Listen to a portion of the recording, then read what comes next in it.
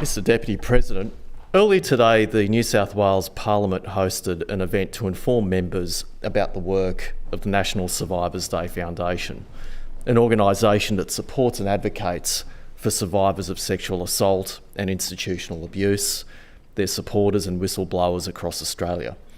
I'd like to thank my colleague in this place, the Honourable Natasha McLaren-Jones, for co-hosting the event, and I acknowledge those in this place who have lived experience on the issue of sexual and institutional abuse. Mr Deputy President, many words have been recorded in this place on countless issues, but few words spoken in this Parliament are as profound as the contributions of those who carry real scar tissue, people who have suffered from distressing issues beyond the comprehension of many of us. That includes the National Survivors Day ambassadors who spoke in the Jubilee Room earlier today. And so, with her permission, I would like to share a short extract from the speech by Melanie Jai, an artist, writer and survivor, and to have it recorded in Hansard. And this is what she said. "Most of my life, I felt like a dirty little secret. At the age of 4, any chance at a normal life was taken from me by a man who continued to take for 6 long years, all without my parents' knowledge. There were no outward signs, no early intervention. My primary coping mechanism was to smile. I decided I was going to be so loved, and to do that, I had to be happy. This made me woefully ill-equipped for adulthood, unable to protect myself or speak out about any wrongdoing in order to get help. As is common amongst survivors of both sexual violence and institutional abuse, I grew to endure multiple trauma by people that never deserved my presence.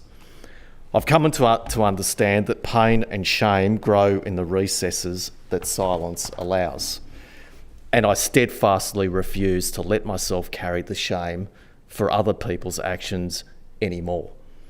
I was told it will do you no good to tell anybody. You are the one with the history, not me. Who will believe you?" Those awful words, spoken 6 years ago by yet another perpetrator, would bring about a complete breakdown.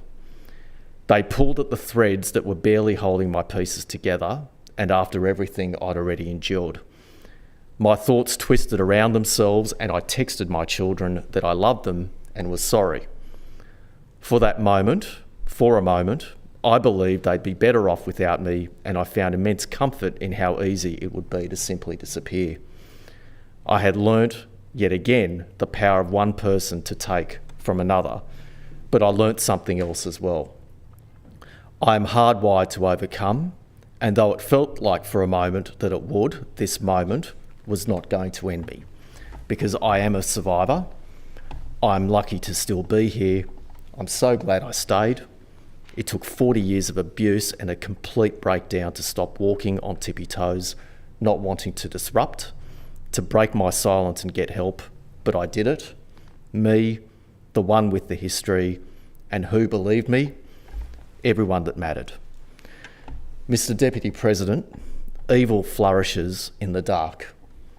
Organisations like the National Survivors Day Foundation and advocates like Melanie, Nicole Meyer and Harrison James are shining a much needed light on a societal issue that has only ever existed for so long because it is allowed to stay hidden and out of sight. I sincerely thank Melanie, Nicole and Harrison for speaking here at Parliament House today, and I congratulate them on their powerful advocacy. Thank you.